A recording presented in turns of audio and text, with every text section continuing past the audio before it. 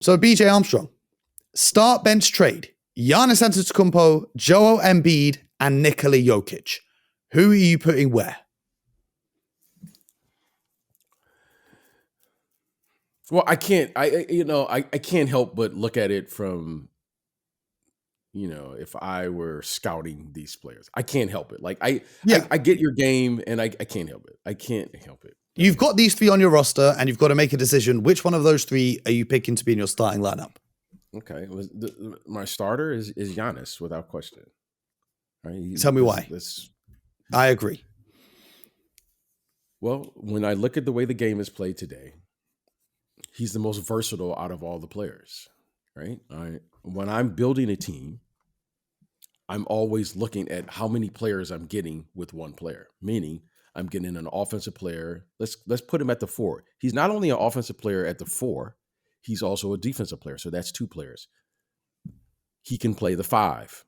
That's 4 players. He can play the 3 on both sides. Okay. Now I got 6 players. And I would argue that he can play both sides at the 1. He's 8 players. Okay. He's the most versatile player. Okay. And I know his only blemish in his game right now is his ability to consistently shoot. So he may not be a 2 on the offensive end, but he for sure is a 2 on the defensive end. Okay? He's every position on the defensive end. Okay. So he's 9 players. He's 9 players with 1. So I would look at him and say, the way the game is currently played, he is the most versatile player because he will allow me to do something that the other players can't do. I can actually switch every position and defend the perimeter, and I can rim protect with just one player. Yep. There's only so many players that could do that. So I can't think help but Giannis. listen to that. There's only Giannis that can do that.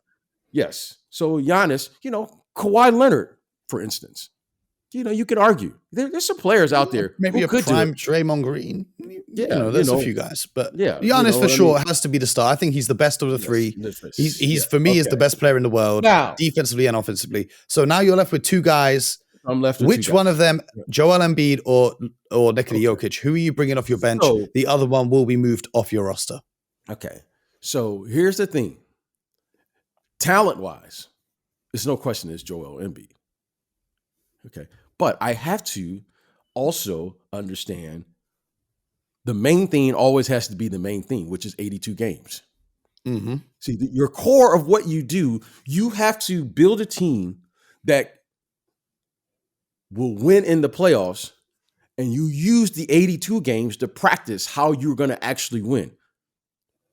See, the core of roster construction is you don't build a team that plays one way in the regular season and then say, well, we got to slow the game down in the postseason. No, you build a team that can win in the playoffs, and we're going to utilize the 82 games to practice that. So when we get to the playoffs, we'll be prepared for it. So availability matters. So now when I say availability, suddenly now I can understand the value of Jokic. He may not be able to do the same things talent-wise as Embiid, but his availability now brings me to a real discussion. So now we start looking at things on how to build a team. Now, why does roster construction matter? Because you have to do 3 things. You have to defend.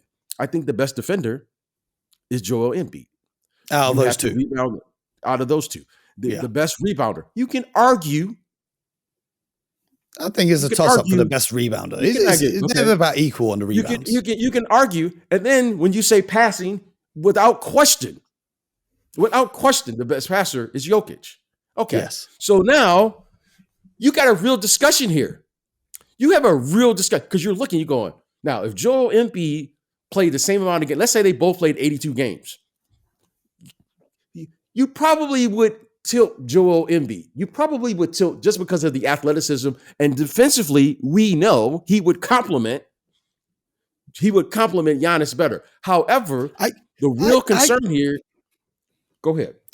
I don't know, because when I think about complimenting Giannis, right? When you look at Joel Embiid, he needs to get those post touches, which means he's on the inside. Giannis' skill set is not playing with a big that plays on the inside. If you look at Brook Lopez, how he's evolved from an inside player to a three-point shooter. Joel Embiid, whilst he's good at shooting the three, Jokic shoots that at a much higher efficiency. Add to the fact that think about how beautiful the passes that Jokic to Giannis would be. The amount of alley-oops that Giannis would be able to catch. Giannis would be able to cut at any time and have the ball delivered perfectly to him. So in terms of a fit on the offensive side of the ball, I prefer having the fit of Jokic coming off the bench and then playing alongside Giannis more than I would prefer the fit of having Embiid. Because when Embiid played with a player who wasn't a strong shooter but could attack on the inside and was a strong defender in Ben Simmons, everyone complained about the fit. So I would argue that Jokic is a better fit with Giannis than Joel Embiid would be. I have no problem with that. However, for me, I'm always going to address the defensive side of the ball first. Because if I don't score and you don't score, the score is 0-0. Yep. We know this. And I know if whoever Jokic is playing, I know I'm going to include him in every screen roll. And I also know that there's only two ways in today's game to defend. You have to rim protect, which Jokic is not. And I have to be able to play on the perimeter, which that's just a fact. That's correct. That's correct. But I'm going from the lens of Giannis is that good, he can cover up the mistakes of a Jokic on the defensive side. So even if they are involving him in a screen roll, Giannis is there as that last line of defense to play the help defense and protect the rim. So that's the way I'm viewing through the lens. He's there. I hear where you're coming from. But again, that's what I want. If I'm playing against you, I'm saying, okay, I know I'm going to include Giannis, include Jokic. I'm going to drive the ball, and Giannis is going to be there. And now I'm going to put Giannis's man for the corner three, which we know is the highest percentage shot. And there's no way for you to rotate to that guy. So, okay. So now I know that shot is available for me for 48 minutes in the playoffs. And as long as I shoot. Do you consider Brook Lopez a good perimeter defender? What I consider Brook Lopez is a rim protector. So why do teams not just drag Brook Lopez out and put him in every screen roll action? Because, okay, that's a phenomenal question. It's because what we do when you have a rim protector like a Brook Lopez, you funnel your offensive player to our player. So if you ever watch the two best defensive teams in the league, we're really the three best defensive teams in the league. Talking about your Boston Celtics, okay? They have a shot blocker, by the way. They always funnel towards the middle. They never get beat baseline. Yeah, okay? And they also do a great job of pre-switching. So even when Rob Williams' man comes up to set the screen, they'll pre-switch that so that Rob Williams stays low and can be in a help defensive position. Okay, so the reason you don't want to go baseline is because when you go baseline, now you get into what's called a pre-rotation. You want to be able to not rotate as much as possible. So meaning you don't want Rob Williams to just unnecessarily switch onto a point guard. For what? So if you ever watch the Celtics play, which you always do, you funnel and you play defense and you funnel and you go behind. You call it chasing. You chase from behind.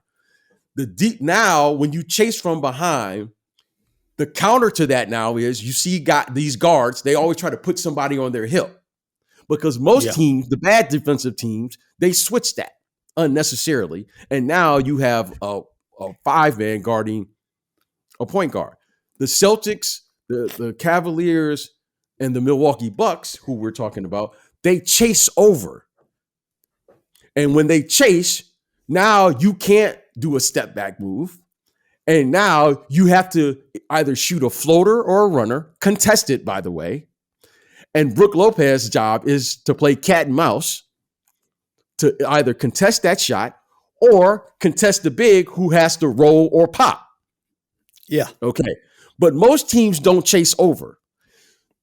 The reason you can't switch on Brook Lopez is because the guard is always chasing. So if you ever watch the Milwaukee Bucks, this guy, Drew Holiday, he chases and then he gets back into position to defend again. He gives you multiple efforts on every defensive possession.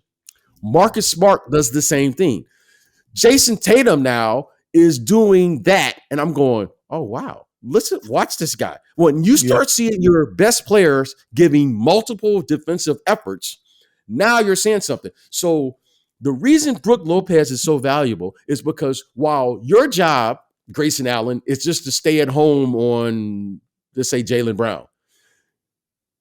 Brook Lopez has to give 3 defensive efforts on every possession. He has to play cat and mouse with that guard once they run the screen roll. He's going cat and mouse. He has to defend whether the guard shoots it or he passes it to his guy on the roll action. And then he has to finish the possession by rebounding the ball on one possession. There aren't many bigs that are in condition enough to give you 3 defensive efforts on every single possession. This guy, Brook Lopez, gives you 3 efforts on every possession. Yeah, that's why he's so good. But that's why I'm saying. So if we get back to it, who are you having coming off the bench? Jokic or Embiid? Right, I have to have Jokic because of his availability. Availability matters. Yeah, I have to be available.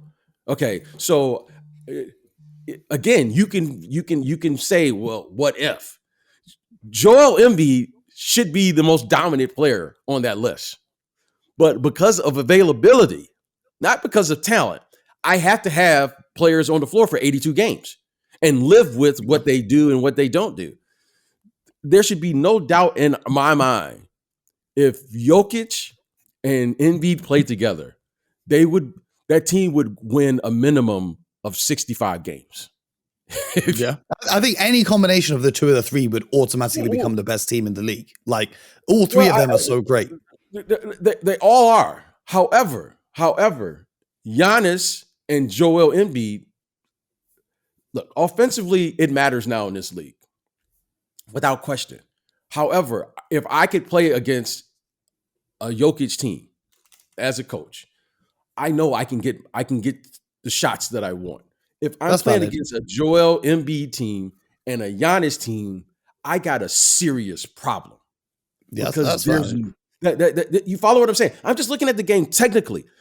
Jokic is a beautiful player. This isn't like, I'm just looking at what it is you can do. You got a game plan against these guys. I know right now that if I put Joel Embiid and Giannis on the same roster, on the same team, I could funnel my entire defense to take away all 3s, and you can't attack me at the rim. Now, do I think I could devise another defensive scheme to complement what that Giannis and Jokic can do? Absolutely. Don't get me wrong here. This isn't like a drop off. I'm just saying naturally. It's a good problem to have. It's a good problem to have. So we're going to go with starting Giannis, bringing Jokic off the bench, and Embiid's going to be traded. And if Embiid ever was traded, it would be a historic trade package. Let me just say that. That's what I'm saying. But, Embiid, only reason with Embiid. The only reason with Embiid is because of his availability. He's had some issues, which it's a concern. That's just, it is what it is. However, as I'm saying, this is I'm hoping to show our audience what happens in these war rooms when people are discussing, because these are difficult decisions. Like, I'm not sure that's the right thing to do, but based on what it is, you have to be available. Availability does matter.